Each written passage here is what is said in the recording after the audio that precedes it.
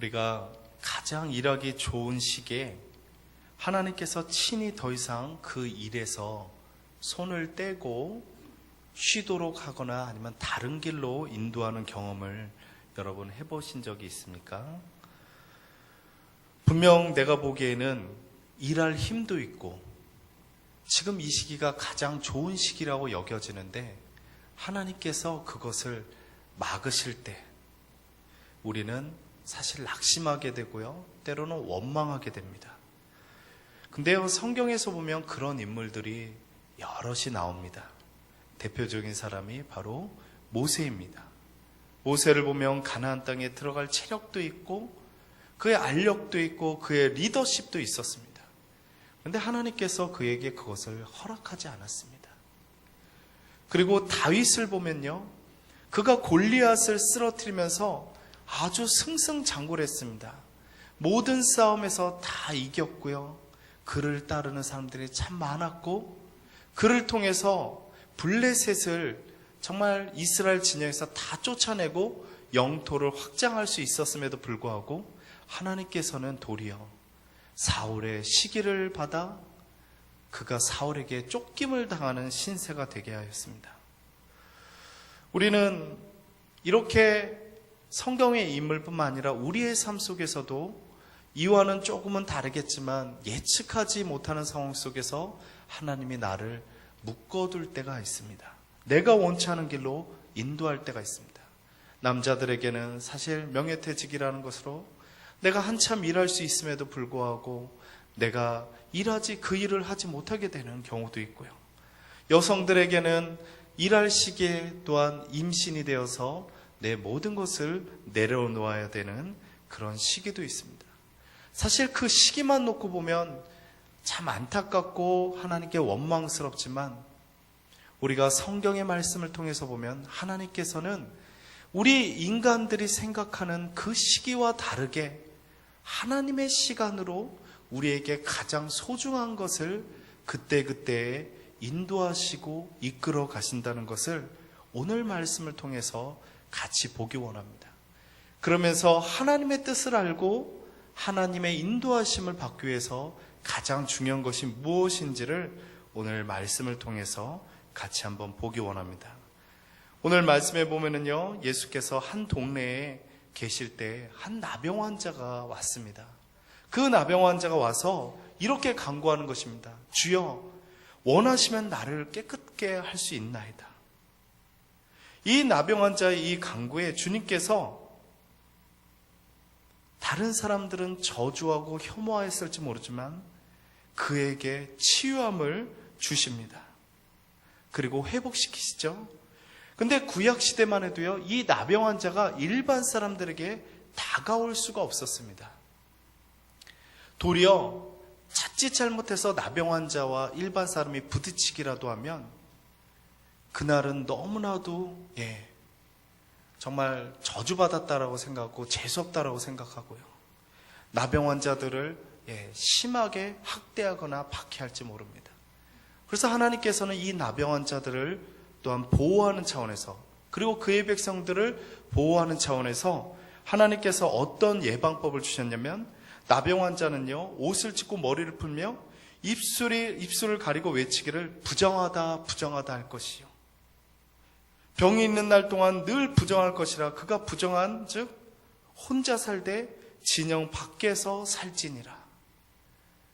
만약에 누군가에게 이렇게 부딪혀면요, 그 사람도 정결 예식에 따라서요, 정결법에 따라서 그렇게 몸을 다 정하게 한 뒤에 들어올 수 있게 되는 것입니다. 그러니까 사람들이요, 나병 환자가 만약에 부딪혔다 그러면 막 분노가 끓는, 평상시에 화를 주체하지 못하는 사람은 분노가 끓어서 그 나병 환자에게 심한 해코지를 하거나 더 심한 사람들은 죽일 수도 있는 것입니다. 그래서 하나님께서는 그들에게 또 하나님의 그 백성들을 보호하는, 양쪽을 보호하는 차원에서 나병 환자 스스로가 자기가 나병이 있음을 사람들에게 알리도록 한 것입니다. 근데 한번 상상해 봅시다. 우리가 만약 나병에 걸렸다고 한번 상상해 봅시다. 나병에 걸리는 순간요, 모든 관계가 끊어지게 되어 있습니다. 가족이어도요, 누군가가 가족 중에 나병에 걸리면 예외 없이 그 가족은 진영 밖으로 내쫓아야만 합니다. 거기엔 예외가 없습니다. 내 가족이고 나를 위해서 모든 것을 헌신할 것 같은 가족도요, 나병 환자한테만큼은 냉혹할 수밖에 없습니다. 예전에 이런 간증을 읽어봤습니다. 김효선 목사님, 설옥교회에서 목회를 오랫동안 하셨던 김효선 목사님의 그 간증 속에 한 나병 환자가 한 가정의 원인을 알지 못하는 이유로 아들이 나병에 걸린 것입니다. 그래서 이 아버지가 어떻게 할 수가 없잖아요. 그래서 이 아들을 데리고 같이 죽으려고 갔어요. 근데 이제 죽으려고 하는데 이 아들이 간절하게 아버지한테 살려달라고, 내가 혼자 떨어져서 살 테니까 제발 좀 살려달라고 그렇게 간청하는데 어떻게요? 같이 죽자고 그러는데 이 아들은 살려달라는데, 그래서 그 아들과 헤어질 수밖에 없게 된 거죠. 그리고서 30몇 년 동안 그 아들을 잃어버린 채, 머릿속에서 잊어버린 채 살아왔습니다. 그리고서 다른 아들 다 키우고 다 결혼해서 잘 살고, 그런데 이 나머지 아들들이 그 아버지를 귀찮아하는 것입니다. 모시기를 꺼려하고 그냥 부담스러워하고. 그러자 어느 순간 문득 옛날에 자기가 버렸던 그 아들이 떠오르는 거예요. 그래서 내가 그 아들을 찾아서 그 아들한테 사죄를 하고 내가 죽기 전에 사죄를 해야 되겠구나. 그래서 물어물어 하는데 소록도에 나병 환자들이 모여서 산다는 이야기를 듣고 소록도까지 찾아간 것입니다. 그래서 그 아들을 만나서 그 아들한테 정말 내가 죽을 죄인이다. 근데 그 아들이 그 아버지를 끌어안으면서 우는 거예요. 그러면서 자기 아들이라고 자기 가족을 데리고 와서 아버지, 할아버지 오셨다고 인사를 시키는 거예요. 그러자 그 아버지가 정말 울면서 나하고 내 형제들은, 너는 육신의 나병에 걸렸을지 모르지만 나하고 내 형제들은 심령의 마음에 나병에 걸렸었구나 하면서 그 아들을 계기로 예수를 영접하게 되었습니다. 어찌되었든 아무리 사랑하는 가족도 대부분 나병 앞에서는 모든 관계가 끊어지게 되어 있습니다. 사람들은 나병 환자를 보면 저주합니다. 그래서 나병은요, 하나님께서 가장 저주하는 사람에게 주는 병이라고 모든 사람들이 생각을 했던 것입니다. 그런데 주님께서 그를 치유하시는데 어떻게 치유하시냐면 그에게 친히 손을 대면서 치유하시는 거예요. 김효선 목사님이 처음에 그분이 이제 독일에서 유학을 이렇게 구약을 공부하시고 굉장히 학식이 많으신 분인데, 거기에서는 본인이 굉장히 보수적인 신앙생활을 하시다가 한국에 왔더니 자기가 이렇게 발표를 하는데 다 자유주의 신학자라고 그러는 거예요, 자기 보고. 그래서 어느 분의 권유로 그 소록도가 나병 환자 있는지 모르고 그분의 권유로 그 곳에서 목회를 하게 된 것입니다. 근데 나병 환자 처음 만났을 때 새벽 예배를 딱 드리는, 그 교회 아무도 없는데 새벽 예배를 딱 드리려고 갔더니 새벽 예배 때 나병 환자들이 다 앉아 있는데 자기가 아무 말도 못 하겠더래요. 무슨 설교를 하고 내려왔는지 모르겠더래요. 근데 어쨌든 그 사람들이요, 목사님이 오셨는데 그 나병 환자들이 그 목사님의 손을 그렇게 붙잡으면서 멀쩡한 사람의 손을 붙잡아 보는 게 그분들의 그렇게 소원이었던 거예요. 막 붙잡으면서 너무나도 자기와 다른 사실 우리 같으면 이제 모르겠습니다. 성도님마다 다르겠지만 놀랄 수도 있는 거죠. 근데 예수님이 친히 그들에게 손을 대시면서 치유하시는 거예요. 그것을 통해서 주님께서는 능력이 있으시니까 말씀으로만으로도 충분히 치유할 수 있잖아요. 그런데 주님은 육체의 치유뿐만 아니라 그들의 마음의 치유를 함께 해주신 것입니다. 마음의 치유가 뭐예요? 모든 사람이 만지기를 싫어하는 그 사람에게 주님이 그 사람에게 손을 대는 거예요. 나는 널 부정하게 생각하지 않는다는 것이죠. 그것이 그들의 마음을 치유하는 것입니다. 그리고 그들의 육신을 주님께서 치유하신 것입니다.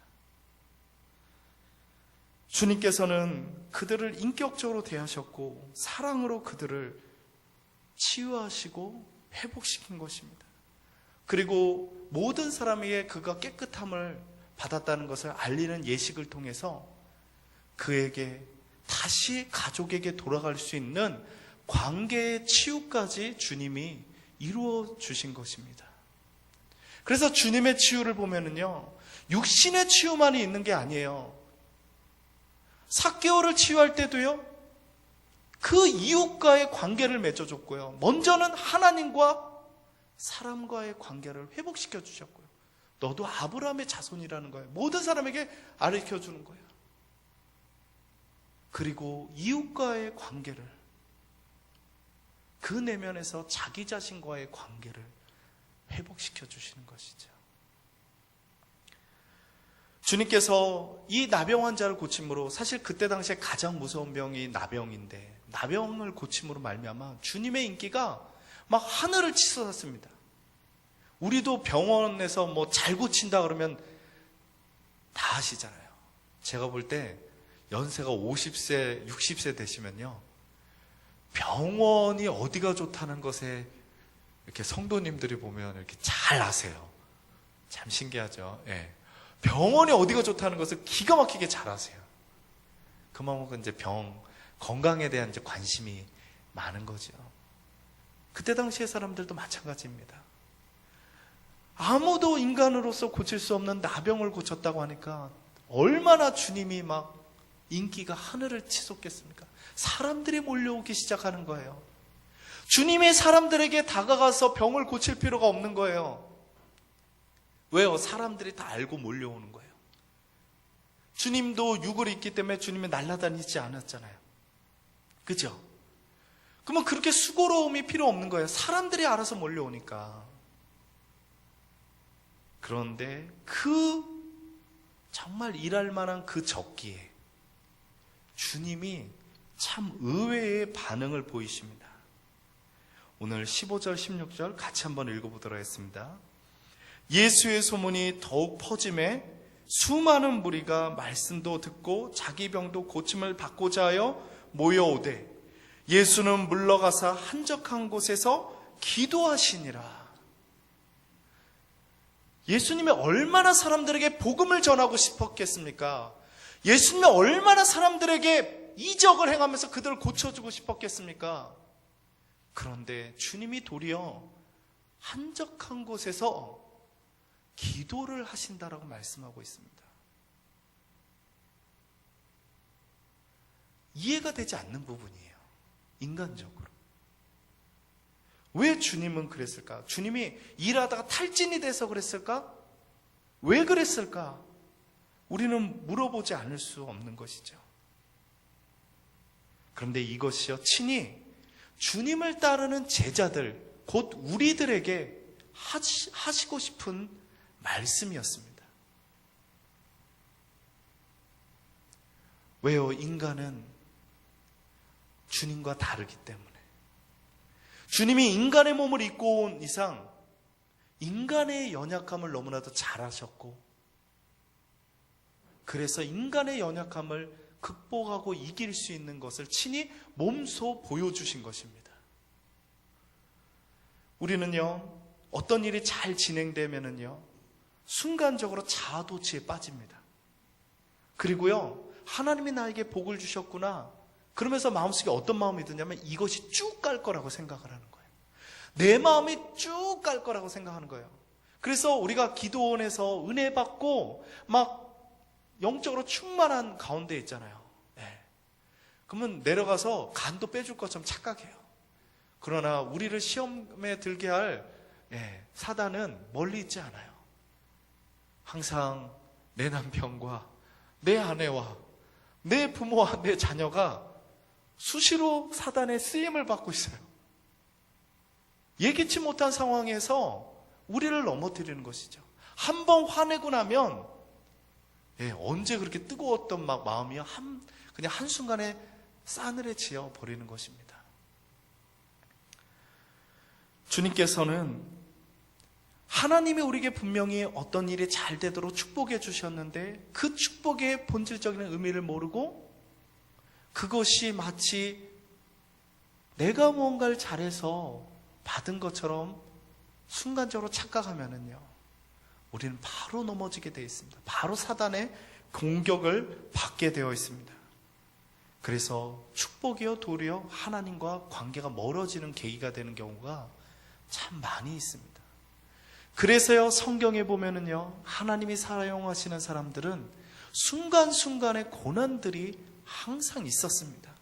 그것이 그들의 죄악을 저질렀기 때문만 고난을 받는 것이 아닙니다. 그들이 나태하지 못하도록 하는 것이죠. 근데 성경에 보면요, 위대한 인물들 중에도요, 그런 나태함 때문에 예기치 못한 큰 잘못을 저지르는 것을 보게 됩니다. 대표적으로 보면 노아가 그렇습니다. 노아를 하나님께서 뭐라고 말씀하십니까? 당대 의인이라고 말씀하고 있습니다. 근데 노아도 너무나도 태평해지니까 그가 하체를 다 드러낸 채 벌거벗은 채 술에 취해서 그런 있는 모습을 보게 됩니다. 그것을 사람들에게 이해하기는 아들도 문제지만 노아 스스로도 본인이 인간의 그런 연약함이 있음을 보여주는 것이죠. 우리가 너무나도 하나님으로부터 사랑받은 다윗도요, 그가 승승장구할 때요, 그가 늦게 일어나서 옥상을 궁전을 거닐다가 모욕하는 여인을 보게 되죠. 자기의 충신이었던 우리아의 아내 밧세바를 범하게 됩니다. 그렇게 모든 사람은 연약함을 가지고 있습니다. 주님께서는 우리에게 말씀하고 있습니다. 너희가 섰다고 할 때 넘어질까 두려워하라. 깨어있으라고 말씀하고 계시고요, 친히 깨어있는 것이 무엇인지를 말씀하고 계신데, 바로 깨어있는 것은 기도하는 것입니다. 깨어있는 것은 기도하는 것입니다. 왜 기도가 깨어있느냐? 하나님을 인식하고 하나님을 내 마음에 모시고 모든 것이 하나님으로부터 왔음을 내가 기억하고 그분을 내 마음속에 모시고, 하나님, 나의 모든 것이 하나님의 것이요, 내 걸어가는 모든 발걸음도 하나님이 인도하신 것이요, 내가 하나님 없이는 살 수 없는 존재임을 고백하면서 나가는 것, 하나님을 인정하는 것, 그것이 바로 기도의 근본입니다. 그것을 통해서 우리가 우리의 연약함을 이길 수 있는 길입니다. 그래서 우리가 깨어서 기도하는 것입니다. 많은 성도님들은 왜 우리가 새벽 예배를 드려야 되는지 잘 이해하지 못할 때가 참 많아요. 분명히 새벽 예배를 드리면 하나님이 복을 주십니다. 근데 복 받기 위해서, 그러면 여러분이 원하는 복은 무엇입니까? 눈에 드러나는 물질의 복입니까? 그것도 참 중요하죠.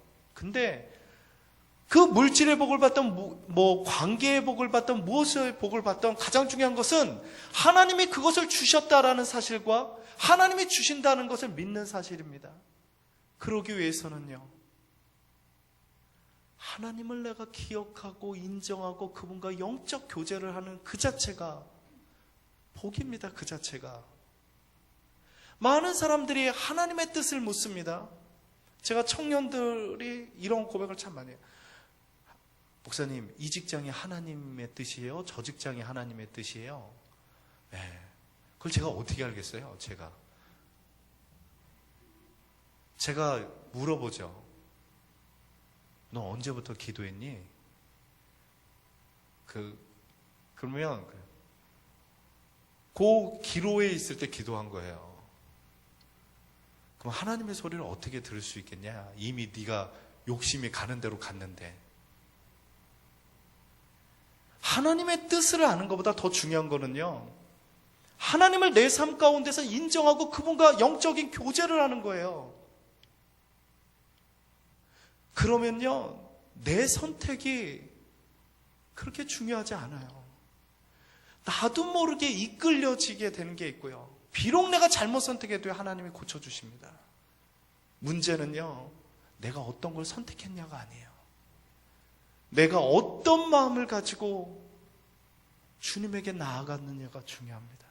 그래서 깨어서 기도하는 것입니다. 우리가 새벽을 지키는 이유는요, 새벽의 첫 시간, 이 시간보다 귀한 시간이 어디 있습니까?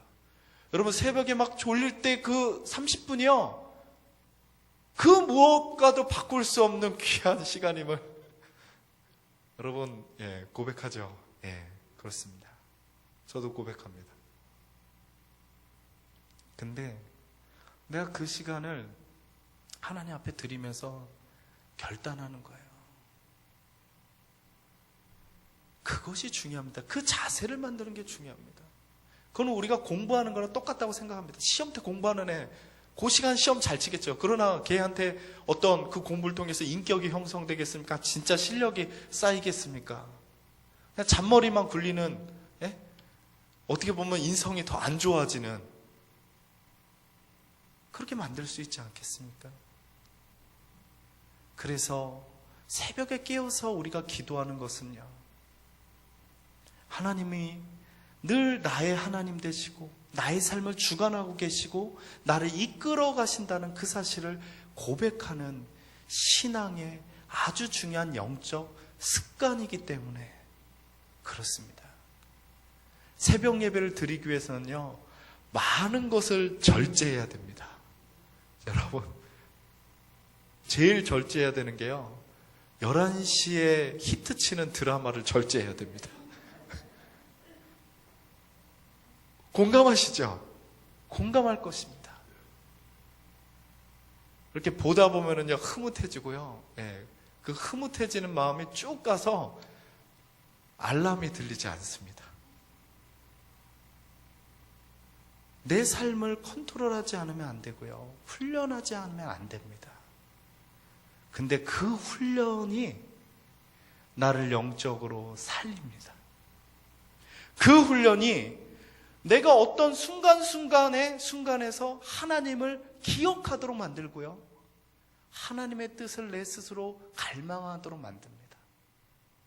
그래서 새벽을 우리가 깨워서 드리는 것이고요, 그래서 주님께서 가장 삶에서 우선순위를 하나님께 두고자 어떻게 보면 가장 일할 시기에 모든 것을 내려놓고 하나님 앞에 나아가는 것입니다. 그 자세가 돼 있는 사람에게 하나님께서 그 사람을 통해서 역사하십니다. 하나님께서 그 사람을 통해서 역사하십니다. 우리가 그걸 기억할 수 있기 원합니다.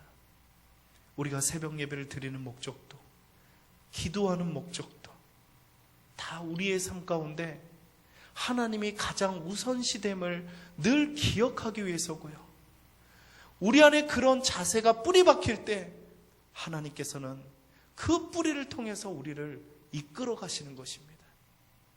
우리가 함께 그런 영적인 훈련들을 함께 해나갈 수 있길, 그러므로 말미암아 하나님께서 우리에게 주시는 영적인 축복들과 또 내 삶 가운데서 하나님이 열어주시는 정말 하나님이 주시는 관계와 모든 축복들을 함께 누릴 수 있는 우리 광주 동산교회 모든 가족들이 되길 주님의 이름으로 축원합니다.